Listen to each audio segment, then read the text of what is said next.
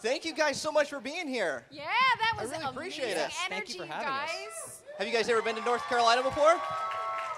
I have been to North Carolina several times. Really? This is a great state. Yeah. What I've about been to Raleigh. Yeah, I've been to Raleigh a couple years back, and we did the con in Winston-Salem. Yeah. That's true. Was it Yeah. See, you kept your thing in your thing. That's Should I probably do smart. that? No, that's It's probably- so you probably went wireless. the Will called you out. You probably went the right. Is that better? Does Rufus need his own mic? All right. I'm going to jump out here into the crowd and Yeah. get some fan questions going here. We Cool, have a cool. lot of Oh my God, people all right. with a lot of questions, so I'm going to jump right over here. That looks awesome. Hey, Will. Hey, Christy. Hey, how are you? Hey, my question is for both of you guys.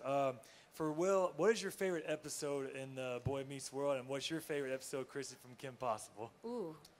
My favorite episode of Boy Meets World was an episode that we simply called the Scream episode. It was the Halloween episode. I think it was called And Then There Was Sean. But yeah, we shot for a week. It was the only episode in the entire run of the series that we didn't do with an audience. We shot it like a film, and we just kept trying to make each other laugh. So there's scenes where you can see us laughing in the background because they had no takes where we weren't laughing. So they went, all right, just put it in. And that was one that was really a ton of fun. And there were some lines from that became kind of classic, iconic lines. I mean, when Kenny gets the pencil through his head, and then Corey walks over and says, we'll always remember he was this tall. To me is one of just the classic Boy Meets World lines. So yeah, that was fun. Oh my God. I don't know. We both like the same Kim Possible episode, but it's not an episode. It's when Kim and Ron get together. When they Yeah, kiss. well, yeah. Woo! Yeah. Yep. Your microphone seems much louder than my microphone. It does. See. It does. Like I'm all the way up here. Like yes, Your Honor. That's what I saw. And I'm like all the way back here. Yeah. It's great. Testing. I also wait. The Kim Possible episode. I also like the one where they switch personalities. Switch bodies. Yeah. Bodies. Yeah. That was a fun episode That's for awesome. Kim Possible. Yeah. It's kind of hard to pick with KP. Yeah. There's some good ones. I was wondering what it was like to work with Shia LaBeouf. Yeah.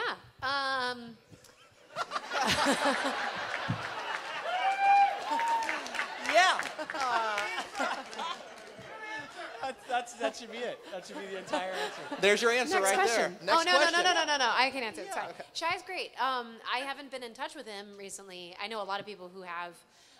And I think he saw my husband at a shooting range when he was prepping to be a Marine in a movie, a homeless veteran in a movie. And my husband was a Marine or is a Marine. And because, once a Marine, always a Marine. Oh, yeah. That Semper whole Fi. thing. Yeah. Which, if you guys have seen this fun YouTube video with me and Will, my husband comes on and says, I was a Marine. And he goes, I was Batman. Yeah. That kind of wins. It kind of wins. It wins the moment, that's for sure.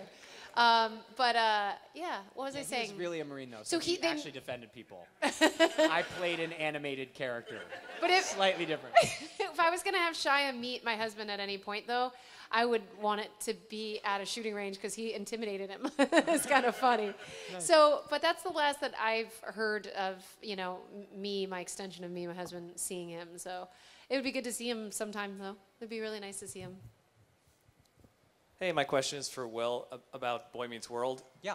Do you know why Eric went from starting off as a pretty normal Oh, I older do. brother to just a complete dum-dum to a complete crazy person? Was that you or was that producers? Like, What? how did that evolution happen? What, Eric changed? What? Like, if you jump from the last season to the first season, I didn't notice that at all. it's a completely different person. So here are several theories Okay. about why that happened. I will save my favorite theory till the end. The first one that I heard, which is kind of genius, is that Boy Meets World takes place through the eyes of Corey Matthews. So when Corey is very young, his brother seems like the cool, hip, older brother who's always with the ladies. And as Corey grows up and starts to really look at Eric, he realizes he's just kind of a little bit of a goofball. And then when Corey gets into college and has his own problems and everything, then the older brother just becomes the most ridiculous, crazy, plays with squirrels kind of character. My favorite theory, however, is actually far more tangible in that there is an episode where Eric gets caught in a car in a snowstorm with a girl and starts to repeatedly slam his head against the side of the car, and then he knocks himself unconscious. And people think he literally did brain damage.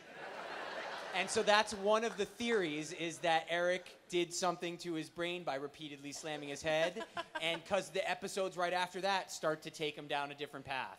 So those are the two theories that are most prevalent. I prefer the hurting himself one, frankly. But you never know. Did that actually hurt when you did that? Or do you just... Probably, I don't know. The thing that hurt more than anything else in Boy Meets World is there was we did a...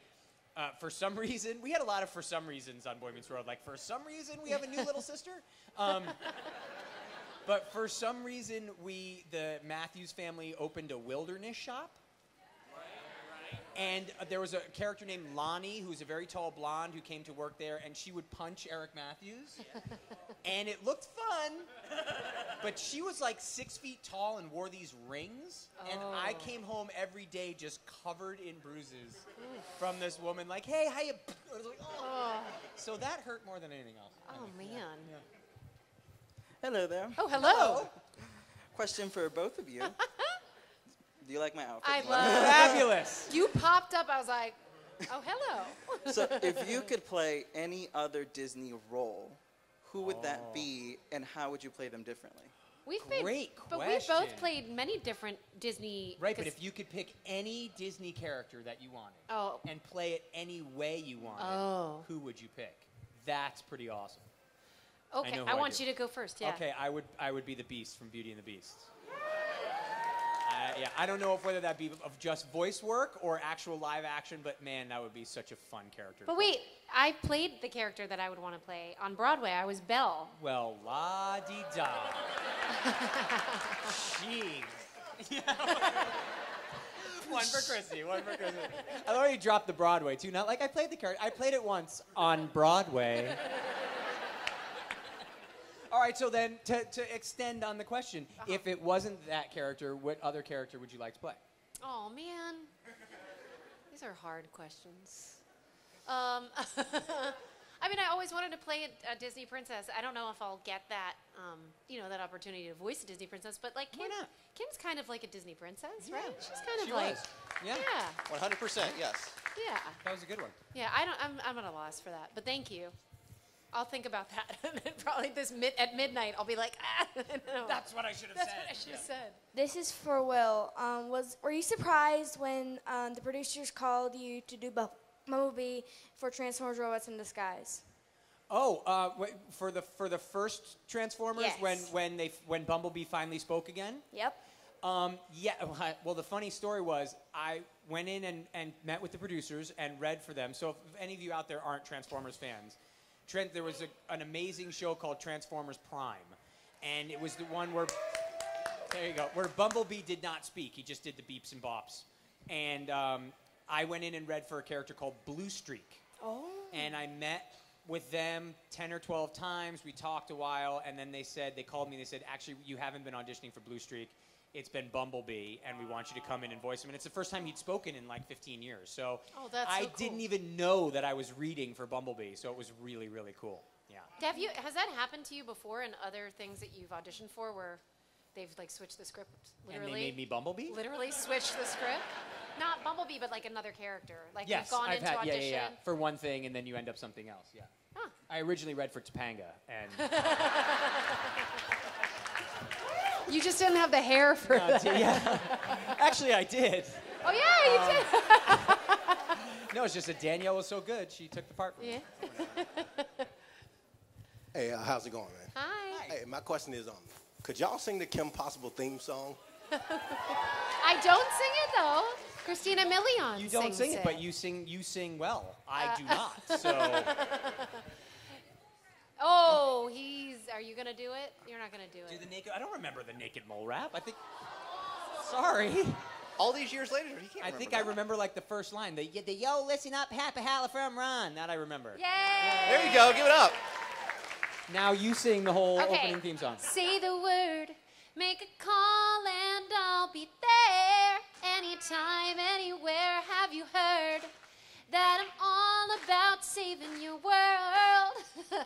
All you have to do is say the word. Beautiful Got it. voice. You still got it. Yeah. I'd like to point out that was not the Kim Possible theme song. It wasn't, no. I did what I wanted. But you did. I'll be singing Stairway to Heaven by Led Zeppelin. So, 2 questions for both of you. One, 2 questions. Is that legal? I don't know. It's That's a 2-part total question. of 4 questions? What? No. What? Oh. No. 2 total or Okay. 2 Yeah, each? and they're connected. I promise. Okay. Okay, good. Okay. So the first one is, what is each of your favorite villains Okay. from Kim Possible? Okay. And the second one is, what is the most horrifying villain in real life? If you took them out of Kim Possible and put them in real life, who would be the Oh my scariest? gosh, I'm gonna have nightmares now tonight. My favorite, I mean, just because John DiMaggio is such a friend of mine, Draken is always going to be hugely important to me. Because, again, a lot of times Christy was in New York at school when we were recording, so it was John and I together in the recording booth recording together. So that would be important for me. And also then if you took him out in the real world and there was this guy who was running around who was blue, that might be a little scary. So I'll pick Draken. Yeah, mine was always Senor Senior Senior and Senor Senior Junior, just because they were so difficult to pronounce when you were saying them fast when you were in mission mode. So, God, they were funny too. but they were scary.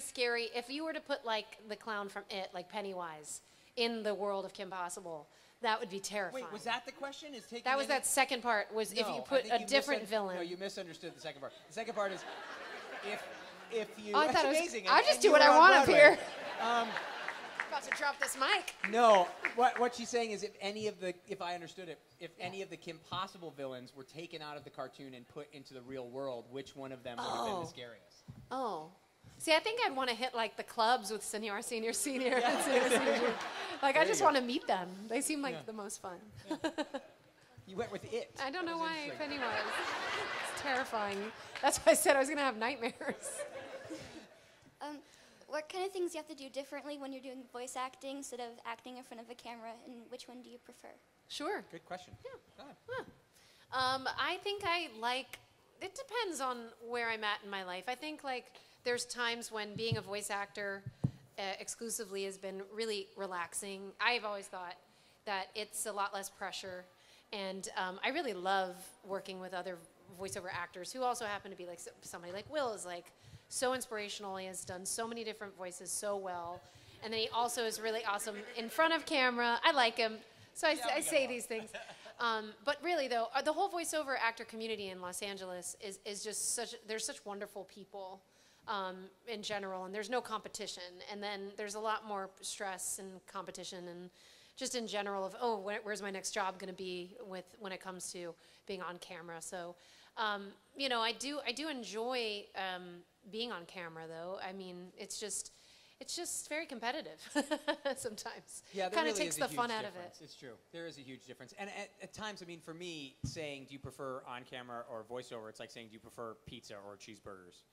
You know, I love them both. That sometimes I might want to have one, I might want to have the other, but they're both so phenomenal. They're really different, though. On camera work, there's a lot of pressure. There's how you look. There's making sure you hit the right mark. There's, I didn't get a good night's sleep last night. All of that goes away when you're doing voiceover, and it's just pure acting. It's just you and the microphone.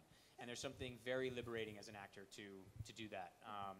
And you're right about the pressure. There's times where you'll go in for an audition for something on camera, and you look around and there's 9 people in the room, and they all look just like you. Oh, yeah. There's nine of yous in the room. I can't tell you how many times I'm like, I'm going to go in for this, and I'm going to wear this very specific thing, and this is like something I'm making a choice for as the character, and I literally walk in and every single person made has that chosen same to wear choice. the same thing. I was like, okay. Yeah, and it's not like that in voiceover. The voiceover community, we all know each other very well. Your voice is going to work or it isn't. Right. And if you don't get that part, you'll be working with them again down the line. So it's a wonderful kind of way to act and a wonderful kind of community to be in. It's a lot less cutthroat than it is on camera. It's also like it's a numbers game. Like I'll have hundreds of voiceover auditions for many different characters. If I actually sent them all in, I don't have like all the time I would want to send on all my auditions. But there's just so many auditions that you will get. like I said, for so many different characters in one audition, because it's an ensemble based on, hey, can you be a little boy of 10 and can you be, you know, an old woman or something like that? Because they want to see if you can be an ensemble cast member, right? Where you did Sure. other voices at all in KP? Did you? No, I mean, you know, you get thought they like guard turned- number 2. Oh, okay. You know, it was kind of, why are you going there? Like that kind of stuff. But it was never like, you know, Johnny DiMaggio did a number of Yeah. them. And He did Motor Ed. He was and Motor Ed and a couple other people, yeah. But Yeah. no, for me, I was always the guy where I was Ron, and then I was, librarian number 1. Like, Oh, don't, okay. don't go near the stacks. Like, that was it. But never any other major characters. Yeah. So yeah, it's just a numbers game versus like when you're fighting to get an audition on camera, and it's like, you know, it's just a little nerve-wracking. All right, we're on the other side of the room over here. Hi. First, I just want to say thank you for being such a big part of my childhood. And secondly, is there any other, like, is there any chance that there would be any more animated Kim Possible things? I honestly don't know. Yeah. I'd be lying if I said anything other than I don't know. Yeah. Oh my God. And then there was light. Wow, out of nowhere. I think that's a sign. Of more Kim Possible episodes. Take it for what it's worth. If they're not going to be Kim Possible episodes, shut the lights back off. Okay. All right. Oh. That's All your right. answer. Season 5 There you starts next go. month. Right behind her. Hi. When you guys were recording for Kim Possible, do you guys have the chance to like improv any lines or like change some of the This stories? one, improv? Like, He's just right by the books. like, did you change an episode arc with some of your improv or anything? No, it was never a big thing. And what we would do is we would always do at least one take exactly as it was written, because the scripts were so well written. And then in the next take, you know, you might play around a little bit, but it was never something that, like, you know, changed an entire storyline or anything like that. But certainly it was, we had fun. I That would I be know they interesting, wrote though, wouldn't They it? wrote characters based around, improv. I know, like, I think Johnny DiMaggio, I think Motor Ed was one where he was just there in the room going like, yeah, dude, seriously. Like, he was just saying that, and then they wrote a character like, do that character you were doing before, Yeah. and he became Motor Ed. So in that sense, it would change the show, but never anything that was, you know, that drastic. And then also stuff like they would ask me questions too, where they'd be like, hey, so like where do you shop and stuff like that. And I'd be like, oh, you know, like Banana Republic or like Club Monaco. And then they'd be like, oh, Club Banana. And then she worked at Club Banana in the next week. And I'd be like, oh, cool. Yeah. They They just- definitely listened to us, which They is did. cool, yeah. They wrote to Hi. our strengths and our. Hi, just want to say you guys are awesome, and I want to thank y'all for making my childhood. Thank you. Um, We hear that a lot, but thank you. We appreciate that. This is a question for Christy. Oh, hey. I love you and Kim. I love you and Kim Possible, but I remember you were in a certain movie. Uh-oh. Cadet Kelly. Oh, yeah. Okay. Do the dance-off scene. Do the dance-off scene. I don't have my ribbon. That comes out of nowhere. I wanted to ask you, what was it like playing like the mean girl character? What was Yeah. it like working with Hilary Duff? Typecasting. I know, right? Actually, it was great. It was. I was coming off of being sort of the straight man to Shia's zany comedy, and so they were like, "Hey, you know, we have this thing. Hillary's, you know, a big star for us, and Even Stevens is really big, so we want to kind of like put you together and shake that up and see what happens." And I think it was definitely great casting because we couldn't have been more different in terms of typecasting. But it was interesting. When I approached the role, even though I was young at the time, I was like 17 or so, but I didn't want to be hated. Like I really didn't want. Obviously, when you're young, you want everyone to like you, and that was definitely something true to who I was back then too. And I was like, okay, well, out of desperation, I was like, I want to approach Jennifer Stone as someone who's got layers, so that I'm not just a downright villain in this. So I tried to approach it like, and also I think in the beginning, I think the girls ended up doing something together, like that dance and everything, and they'd won the competition, but it wasn't so much that you felt like they were friends by the end of it. It was more like they just did what they needed to do and won the competition, blah, the end. But I wanted it to be more like you liked her, you relished in who she was, and I think I did end up achieving that, and not just playing her for the villain. So that's how I approached being a mean girl. And if you guys ever need to know how to approach a villain, it's nice to be hated, right? Like you know, like when a villain. I don't know. Like, Thankfully, I don't think. When a villain comes out and they're booed, like that's like supposedly like a thing that they would aspire to, because that people mean that they like their performance. Yeah, and I also think you can play it to be complex too. Wait, before the next question, can I ask a favor of the audience? Because I've been looking around and I want to try something. Are you gonna make them boo me? No. Oh, okay. It's like, 'cause Trust me, they're gonna do that naturally. Hang on. Don't do I'm it. gonna start filming, and then I just have one quick question.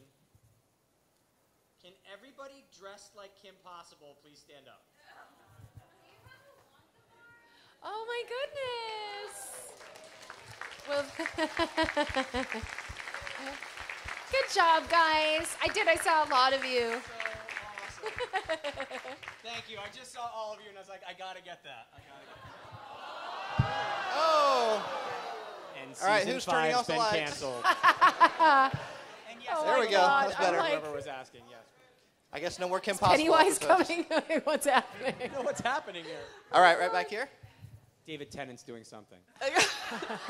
Every time David Tennant has a panel, the lights brown out of every other conference room, It's true. and an angel gets their He wings. entered the TARDIS. Hi, my question is, how do you get into different characters, like mindset-wise? Because you've both done serious things and you've both done funny things, and that was what I wanted to know today. I just kind of approach every role differently. I don't do one kind of specific thing that'll get me into the role. A lot of times with voiceover, you work with the director before you start to what they call set the voice. So, you'll sit down and you'll go, oh, okay, he's an evil scientist. Well, if he's 30, he's going to sound one way. If he's 15, he's going to sound another way. So you kind of have to set the voice and then set the tone. So with animation, it's more about getting into the tonal quality, and then you kind of bring the acting along. On camera, it's more just letting, the words play the page. So, yeah, that's kind of what I do. I don't have any specific rituals or anything. Yeah, I think he's right. The script has a lot to do with it. And I agree with both of those methods. Nice. These gentlemen here are leaving. It was a pleasure. Wrong panel. Lee, it's okay. You liked it anyway. And Waldo left. My God. Oh, wow. When Waldo gets up and leaves. Wow. So I have a question for Will. Yes. So when Tommy came back in Girl Meets World, was that as emotional for you as it was for the rest of us? No, I didn't like him at all. Of course. I knew he was coming back, but it wasn't until I got there that they told me that it was actually JB playing the part again. So, he was 24 or 25, and the last time I saw him, he was 6. So, that was pretty incredible. The whole Tommy thing was awesome. Yeah, it was fun. This is also for Will. And I love you both from Kim Possible so much. But this is honestly more of like a tiny, tiny favor. Can I get like one solid pretty please? I'm sorry, but I don't do it anymore. I gave it to the girls on Girl Meets World. So this very quickly, the story is I was doing a show called Thundercats at the time. And Larry Kenney was the original Lion-O, and he did the Thundercats Ho. And he was at a convention when we had started our new show, and somebody said, will you do the Thundercats thing? And he said, I'll do it one more time, and then I'm passing it on to Will. It's his now. And the girls were going to have to do the Feeny call on Girl Meets World. So I went to the set, I did it one last time in front of the audience, and then I passed the torch to them. So to get the Feeny call, you have to ask the girls. Wait, can you do the Thundercats one though? Yeah, that's thunder, Thundercats, ho! That was fun. That was a good one. Oh, you're so manly. I've never heard you I tell sound that so to my manly. wife all the time. The only time I get to be really cool is when I'm animated. Hi, my question's for Christy. When you did the movie The Cutting Edge, how much ice skating experience did you have or did you get from it? I did try to ice skate as much as possible, but there's no way I was going to do the triple, whatever invented random. The triple rando? It's not even physically possible what they ended up putting in It was CGI, okay? That not even actual skaters did that. The Pamchenko. Do you remember The Cutting Edge, the movie? I remember the first one. The first one, and they had the Pamchenko. Yeah. The Pamchenko, But it you was weren't like in a the first one. No. This was the sequel. Okay, yeah. And I'm just making sure, because yeah. Cutting Edge 1 was awesome. I know. Cutting Edge 2 was pretty good, and then there was a third and a fourth. Were you in the third and fourth? I was in the third, but not You ended up as being like the the coach? main. Did you have to do the Pamchenko in the second one? I think the Pamchenko was attempted in the third, but in the second it was in the one it was just bad.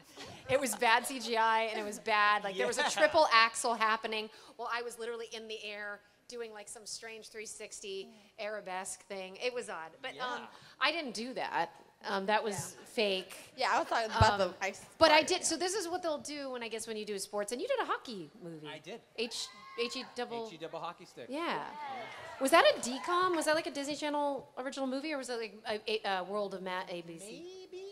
I think it was A Wonderful World of Disney. Yeah. Yeah, I think it was A Wonderful World. It's A Wonderful World of Disney. Anyways, love you both. Thank you. So basically, and then to tie up that question, is I learned how to go from jump from one foot to another foot and land gracefully, so that it looked like. Hard though. It was actually, because I really hate ice skating. That's hard. And they would cut in between, and then they'd cut to the person making the jump. And then I actually did not know how to ice skate before I had to do an episode of Boy Meets World with ice skating, and Nancy Kerrigan is the one who taught me how to ice skate. Wow. And the first thing she said to me, I sat down and I said, "I'm sorry, I don't know how to ice skate. Are these skates any good?" The skates I was wearing. She looked at me and she went, "Way too good for you." That was You my know what you first should have foray done? into ice skating. Oh, that's hard. Don't say it. That was the first foray into ice skating. Yeah. Moving on, next question, okay. I'm not going to thank you for my childhood because I didn't watch you till college because you wore belly shirts, Kim Possible. Oh, got it. But I did ignore a lot of thesis papers watching Kim Possible. Wait, were you not allowed to watch it because she wore a belly shirt? Correct. Oh, I grew up really? in a strict Christian household. Okay. Yeah, Ariel was also bad. Ariel bad too, okay. Yeah. She was a fish. But the Spoiler Fish alert. are bad. Jesus liked fishes. Just saying. But my mom did not like this one. Okay. But my question is, a lot of the people who did watch it, either in their childhood or while ignoring thesis papers, took a lot away from the show, just in the way that the characters interacted with each other or in the way that the characters learned lessons.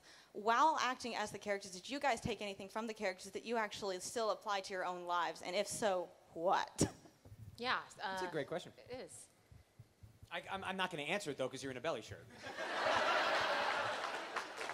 Not going to happen. Do you want me to go first? I did. It's very funny, but in a lot of ways, Ron Stoppable and Eric Matthews were the same in that no matter what they were going through, they were very loyal and they had very good hearts. And that's kind of always what I like to take with me the whole time. I It's feel very like that's similar who with those you two are, people. though. See, that's what I mean. That's kind of like that's very loyal and a that's very what it good is. heart. That's how it is. I'm a very loyal person, and I like to think I have a good heart, and I take everybody as they come.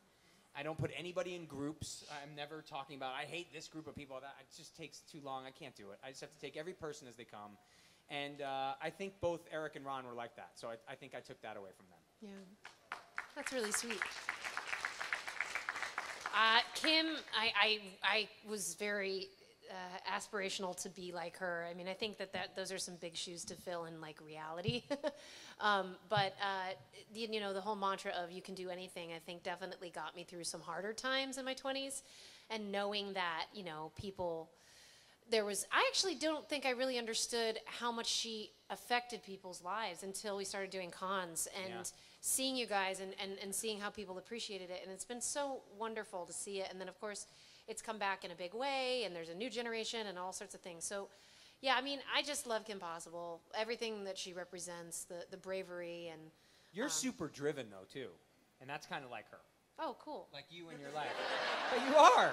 I mean, you are in your life. You're always, Christy's a person you call, and she's always in the middle of something. Like, always. Like, you've always been like that. So I think that's kind of Kim Possible. Okay, cool. Very rare. Thanks. You don't picture Kim Possible, like, hanging out on the couch. You know what I mean? Like, Yeah. watching TV. Like, Yeah. That's what, and you were never that way either. So. Hey, thanks. That's the first compliment I got from Will Friedle, everybody. I compliment you all the time. I'll- You just can't hear me. It's really sweet.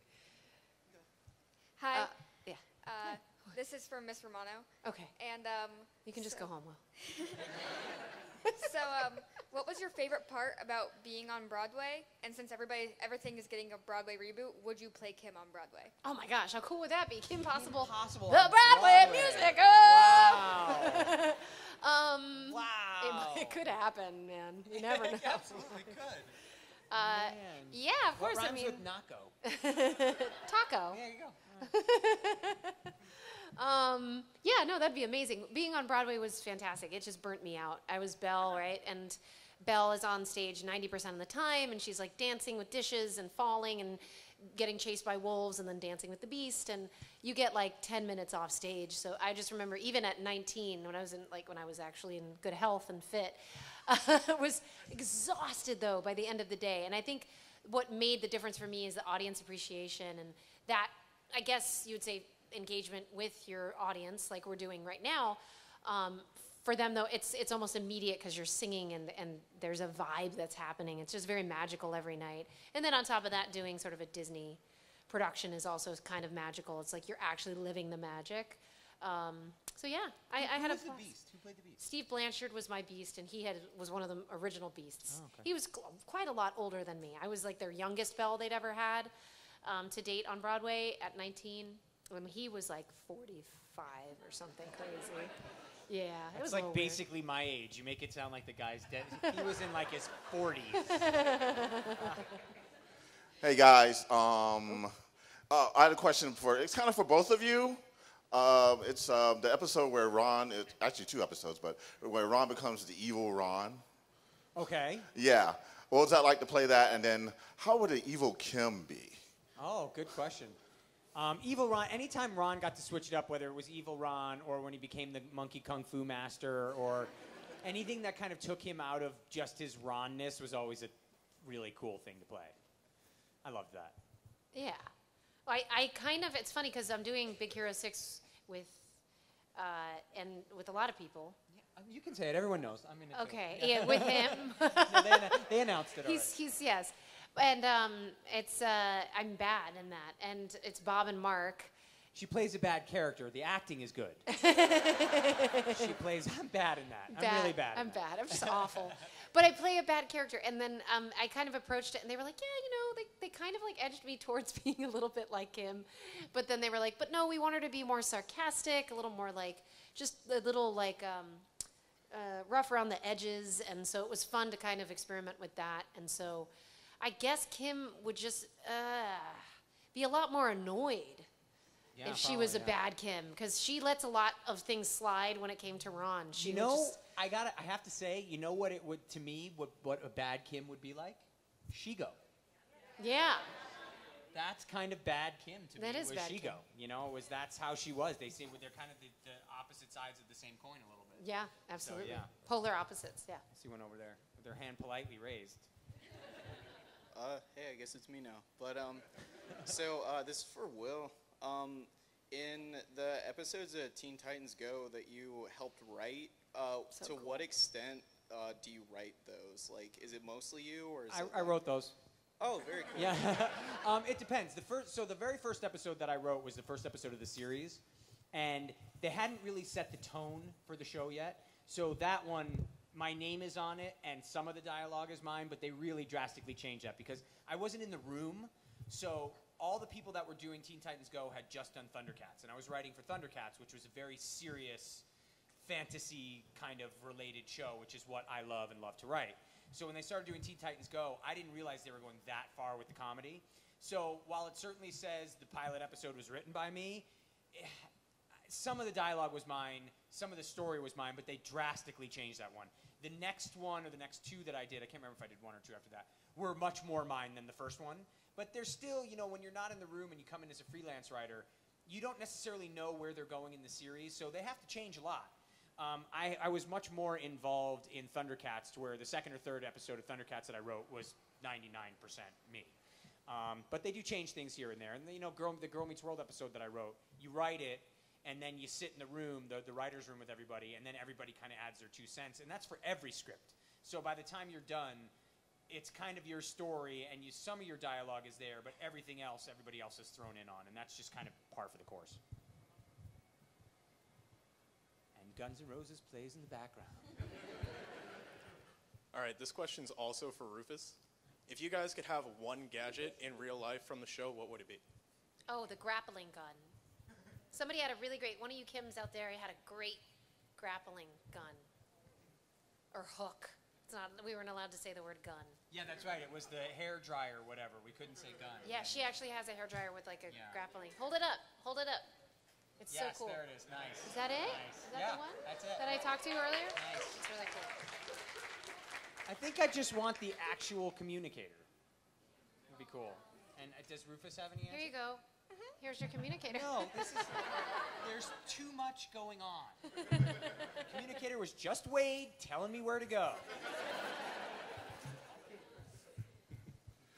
And then Rufus? Rufus? Rufus?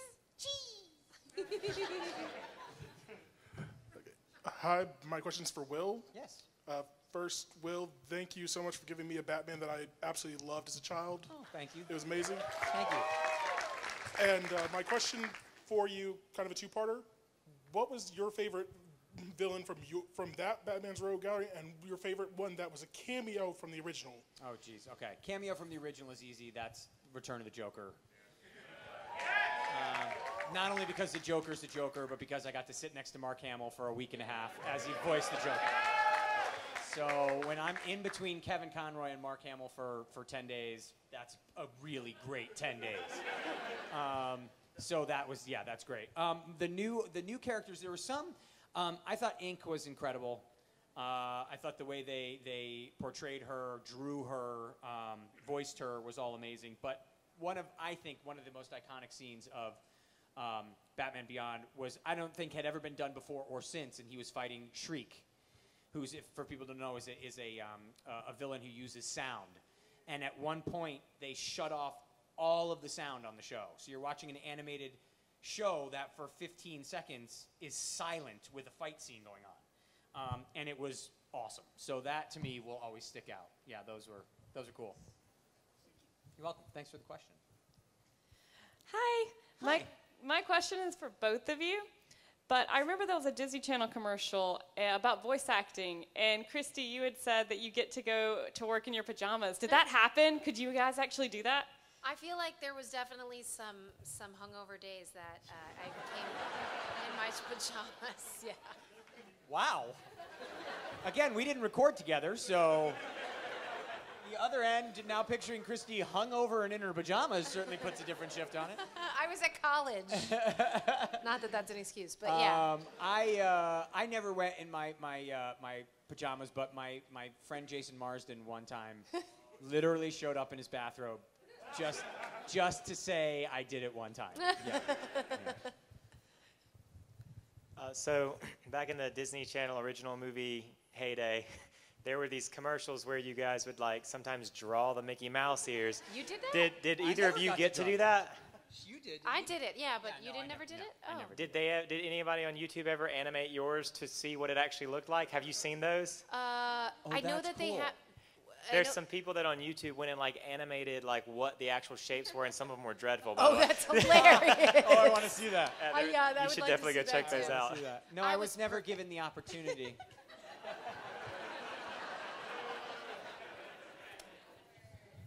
It is what it is, I guess. Hi. Hi. This question, I have actually a two-part question for Will. So I love the Feeney and the dynamic duo between Eric and Mr. Feeney. And one question I have is, how did you come up with the classic Feeney call? I don't know. I mean, being a ham is the answer because on the original script it just says Eric walks to the fence, and then the line is just Mr. Feeney with an exclamation point. But I knew if I made it longer, that I got to be on film longer. And so it became just yelling, Mr. Feeney, and then Mr. Feeney, and then it really became, and then there's some where it just took it to the next level. And towards the end, it would just say the Feeney call. And then so it was just me kind of, all right, here, milk that cow. Let's see how long we can make. I'm doing slashing like a tiger at one point. I mean, there's somewhere even I look back and I go, what was that? So yeah, that just evolved as me being a ham, pretty much. That's the problem with Eric. That was to answer the first question is why Eric got so much dumber. The question that is the answer that's probably most accurate scares me because it's writers write a character and then the actor plays the character, and then when they learn who the actor is, they start to write for the actor. And thus Eric became Eric. So that's probably the most accurate answer, unfortunately. They know I'm a big goofball, and that's just what happened, and then they start to write to it. So that was it. And I'm sneezing the lotto numbers. That's just what happens. People forget that episode, and they go, oh, that's right, Eric sneezes the lotto numbers.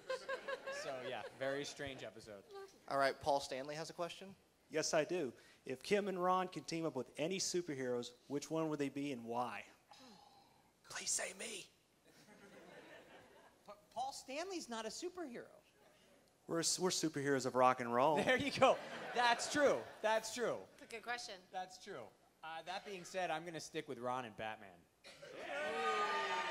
Terry McGinnis Batman, so you just need me in the booth.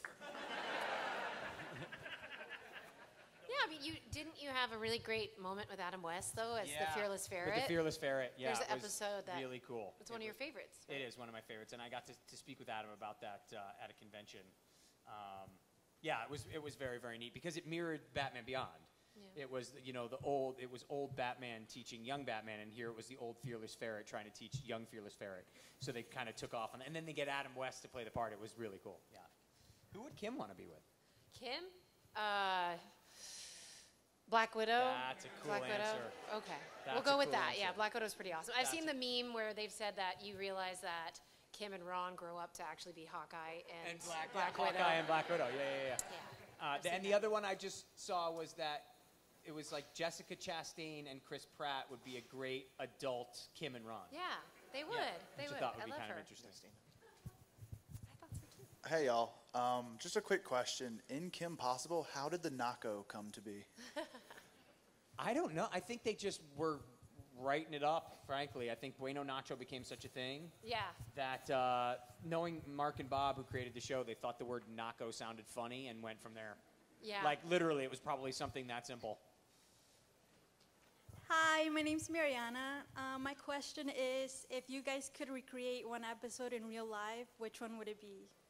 Well, we did create, speaking of those two, we created the Nako on my YouTube channel.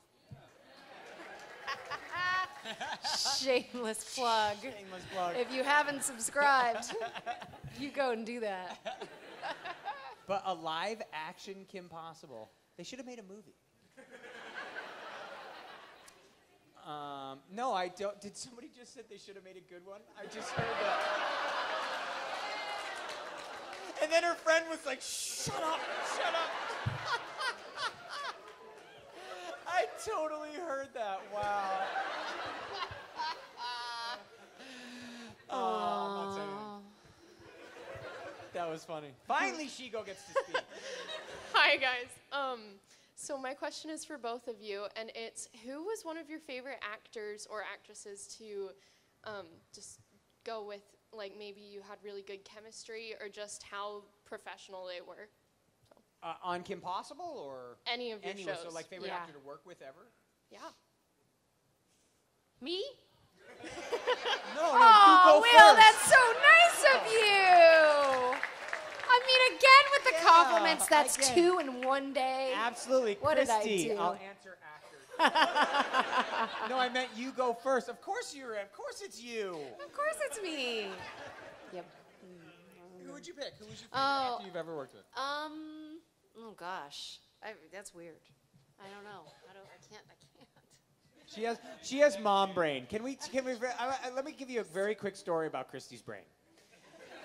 So this morning, literally this morning. I'm thinking while you do this, go vamp. Vamp.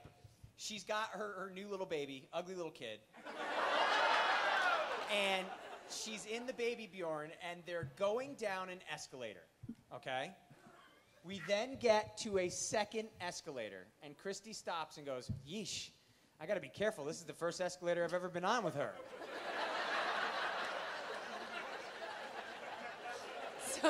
So we literally just got off an escalator.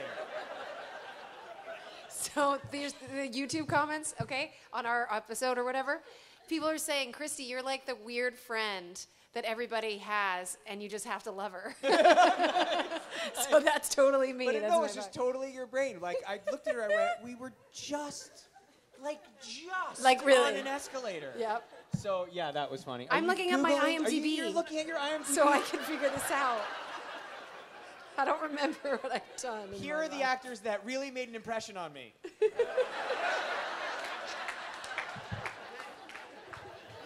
Wow. You answer it, smart guy. Yeah, no, okay, well, I mean, obviously because I had such a rapport with him, because we worked together so well, because I've known him so long, because he was so important in my life, William Daniels is really somebody very special to me.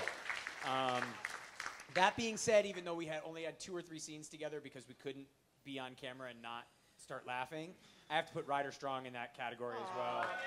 Just because Ryder's one of my best friends, and they wouldn't let us work together, so it was that was important. What does your IMDb say? Okay, about all right, I figured it out. who's I guess. important in your I life? guess.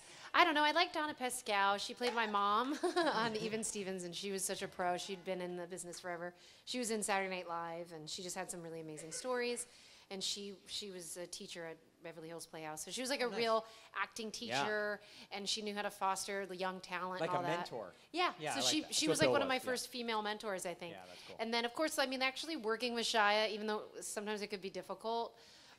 He was, because we had really great chemistry, but it was also like real to life. Like we actually really were like oil and water. But I think like he taught me so much about comedy and stuff like that. So yeah. Also, and not to do this shameless plug for I Know Where I Am. Trust me, I know where I am. But I got to play Andy Griffith's grandson. Yes. Here in North Carolina. So Oh yeah, you have told that story. so I know. That was pretty cool because it was it's Andy Griffith, so it was that was a cool experience. Hi. Hi. Oh, that's loud.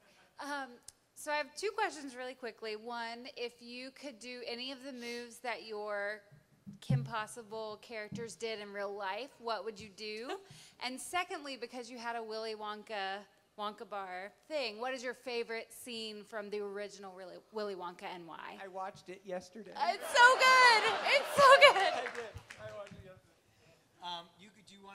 What move would you do in real life? I think just the grappling hook and like catching a side of a building and being able to like, That'd be cool. or swing the way that she would always swing. That'd be super fun. I think learning monkey kung fu would be pretty neat.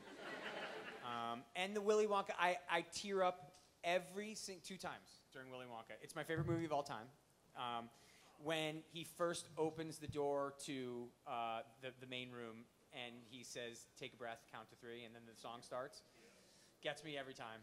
And then when he grabs her mouth and says, "We are the music makers and we are the dreamers of dreams." Yeah, that's a beautiful moment. Every time. So best movie of all time. Love it. And it was great. So yeah, big Willy Wonka fan. All right, last question. Hello. Hello. If you guys were to do a show on Disney, you two, what would you do and what would you name it? Live action or animated? Wait, what would we do and what would we what? If you were to do your own show, you two, on Disney, like now, what would you name it and what would it be about? I mean, you had mentioned that you thought maybe your character could have spun off into politics, right? Well, I think, do you mean that if we did a show together? Yeah, if you and I did a show together. I know, but I could be a part in that. Oh. Ren Stevens Oh. and Eric Matthews could be running That's it. opponents or something. Ren Stevens could be running Eric Matthews' presidential campaign. Yeah. That's Yeah. interesting. For sure. And the show is called We're All Screwed. That's a good one. That's what I think it would be. Hopefully